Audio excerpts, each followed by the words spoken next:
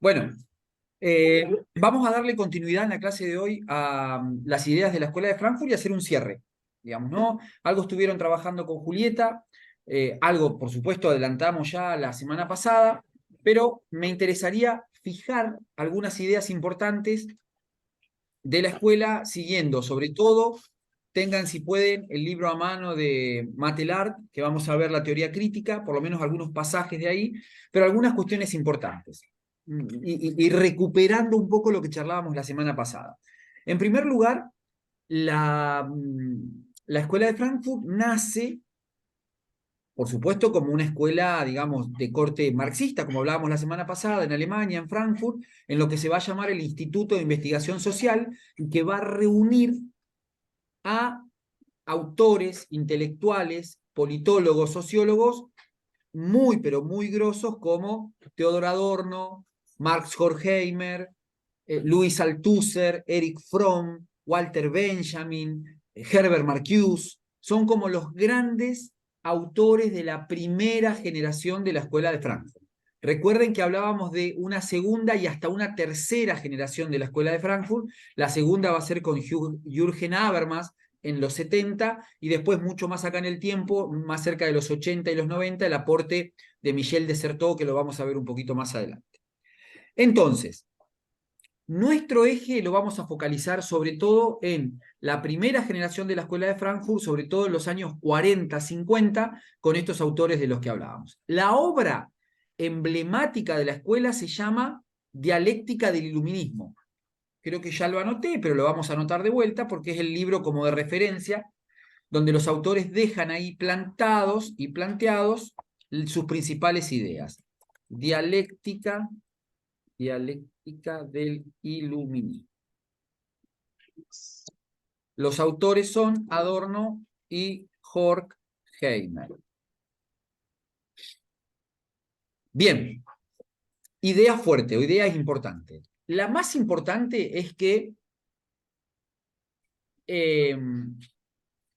los autores van a realizar una crítica muy fuerte a la producción en serie de la cultura norteamericana, capitalista, y a la vulgarización de la cultura. Algo de esto hablamos la semana pasada y ahora vamos a complementar un poco esta idea. ¿Por qué? ¿Se acuerdan que charlábamos sobre cómo estos autores se horrorizan por lo que la producción de cultura en Estados Unidos asume un carácter serial o serializado? Es decir, la cultura para estos autores pierde su capacidad de estremecer, su capacidad de movilizar, su capacidad de sensibilizar y demás, porque se vuelve un fetiche, se vuelve una mercancía, se produce en serie.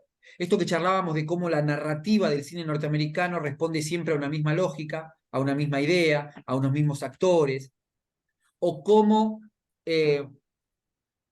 un tipo de historia, como por ejemplo son los que se llaman bestseller o libros de autoayuda, se imponen como los libros más vendidos en las librerías, ¿no? Cuando históricamente la literatura es un refugio para procesos de escrituras que buscan cambiar el mundo o que buscan imaginar mundos distintos o revertir el orden social establecido. Por eso lo que dicen estos autores es que la cultura norteamericana es una cultura afirmativa. Es decir, es una cultura que busca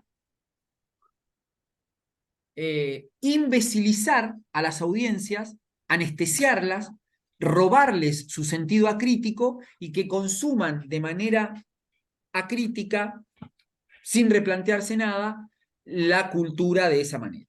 Entonces, el proceso de escuchar música se vuelve una trivialidad. El mirar películas se vuelve una serialización, ¿no? Eso es lo que asusta a los pensadores de Frankfurt. Matelard dice que estos autores en la década del 40, en la década del 50, van a asistir a una doble, lo anoto acá, asisten a una doble fascinación, en el sentido más duro de la palabra, ¿no? Quiere decir, no es una buena fascinación, sino una mala fascinación. Por un lado, históricamente esos años, finalización de la Segunda Guerra Mundial, es el ascenso y la consolidación de los movimientos fascistas en gran parte de Europa. Francisco Franco en España, Joseph Stalin en Rusia, Hitler en Alemania, Mussolini en Italia, Pol Pot en Japón. Es decir, hay un montón de dictadores que van a dar cuenta de un momento político de muchos fascismos en la historia occidental, por un lado. Y por otro lado, van a ver con horror lo que la industria norteamericana hace con la cultura. Por eso decimos que los autores de Frankfurt asisten a una doble fascinación. Por un lado, el ascenso de los fascismos en gran parte de Europa, y por otro lado, en Estados Unidos ven cómo la industria termina siendo trivial, vulgar, fetichizada. Como dice Adorno, a una sociedad cosificada, es decir, vuelta a una cosa, le corresponde una cultura cosificada. Ahora, recuperemos ese concepto. Para poder decir que una cultura está cosificada, hay primero que clarificar el concepto de cultura que ellos tenían. Para ellos, para los pensadores de Frankfurt, la cultura era asociada o era entendida como la alta cultura. La pintura, la escultura, la arquitectura, la literatura, la música, es decir, las grandes artes. Todo eso tiene como cultura, para estos autores, la capacidad de estremecer, de movilidad, de movilizar sentimientos, emociones, de ser lo más bello que hace la sociedad. Ellos denominan con una palabra que se llama aura. El aura es como una especie de burbuja que engloba todo arte y que hace que cuando uno la vea genera ese estremecimiento. Lo que dicen los pensadores de Frankfurt es que con la industria cultural se pierde ese aura. Es decir, ya la cultura no sensibiliza, no moviliza, sino que se vuelve una práctica absolutamente cosificada, vulgarizada. Así como consumimos McDonald's, consumimos hot dogs y consumimos cultura. Consumimos películas de un modo acrítico, no nos moviliza. Eso es esencialmente lo que dicen los autores respecto de esto. Hay un caso particular, que es el caso de, ustedes saben que por ser una escuela marxista, porque el marxismo se interroga acerca de eso, todos los autores de la escuela de Frankfurt lo que van a interpelar, lo que van a cuestionar de la escuela norteamericana es que mantiene oculto e invisibilizado el quién está detrás de los medios de comunicación. Dice, nosotros venimos acá a denunciar que hay que transparentar quiénes son los dueños de los medios masivos de comunicación, porque eso nos va a permitir ver qué intenciones tienen de comunicar. Hay que interrogarse por el quién de los medios masivos de comunicación, cosa que ninguna otra escuela lo hacía. Las otras escuelas se preocupaban por llegar al público heterogéneo con un mensaje que les permita manipular. La mirada crítica, que es la escuela crítica, dice, bueno, no, arranquemos primero que nada por transparentar y poner arriba de la mesa quiénes son los dueños de los medios de comunicación, porque eso nos va a permitir a nosotros darnos cuenta de qué intereses tienen detrás de la comunicación. ¿Se entiende, Alejandro y Abril? ¿Se entiende esa idea? Sí.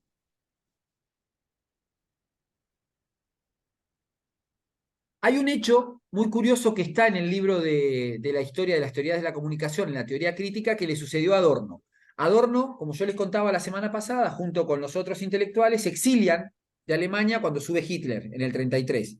Primero deambulan por algunas ciudades europeas y finalmente terminan en diferentes lugares. En el caso de Adorno, Adorno es invitado por Paul Lazarsfeld. ¿Se acuerdan que lo habíamos visto a Paul Lazarsfeld en la escuela norteamericana? Bueno, era un teórico de la comunicación. Lo invita a Adorno y le dice, vení, venite, que queremos invitarte a hacer una investigación con nosotros. La investigación era sobre las audiencias, ¿no? Fíjense los intereses de los estudiosos de la comunicación norteamericano y cómo les devuelve la pelota a Adorno. Es decir, Paul Lasserfeld lo invita y le dice, vení, vamos a hacer un estudio de mercado para ver por dónde andan las audiencias y qué mensajes son los que quieren, demandan o necesitan. Y Adorno le dice, no. Lo primero que hay que transparentar es qué intereses tiene ese estudio de mercado. ¿Qué grupos hegemónicos están detrás de ese grupo de mercado? Para después poder entender las intenciones de ese estudio de mercado. Y ahí es donde Adorno, a partir de esa experiencia, empieza como a escribir acerca de esta importancia de poder transparentar el poder y quiénes están detrás de los medios de comunicación. Miren, abran el cuaderno de Matelar en la página 53.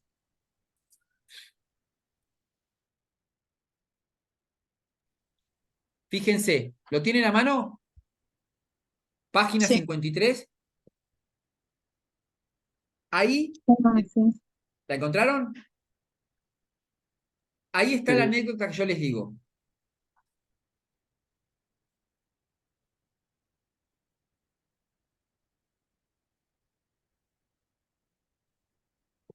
Adorno, que era musicólogo, un tipo muy instruido, ¿no? Sobre todo en música clásica, responde a la invitación de Paul Lasserfeld. Lasserfeld lo invita para colaborar en un proyecto sobre los efectos culturales de los programas musicales de radio. Entendiendo que Adorno se iba a entusiasmar porque Adorno era un estudioso de la música clásica.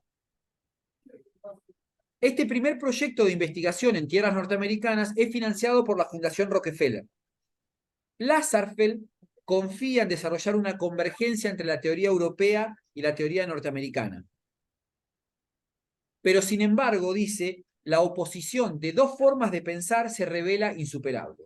Adorno se niega a plegarse al catálogo de preguntas propuestas por el patrocinador, que según él encierra el objeto de la investigación en los límites del sistema de radio comercial vigente en los Estados Unidos, y que obstaculiza el análisis de ese sistema, sus consecuencias culturales y sociológicas y sus presupuestos sociales y económicos.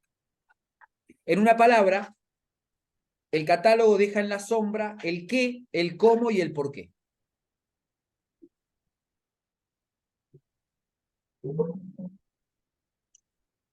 ¿Se entiende lo que digo? ¿Cómo chocan las dos perspectivas? La perspectiva crítica va a ser siempre crítica. Es decir, va a decir lo que quieras. Pero primero contame, ¿quiénes están atrás de esta campaña? ¿Qué intenciones tienen? Y a partir de ahí podemos sentarnos a conversar. Bueno.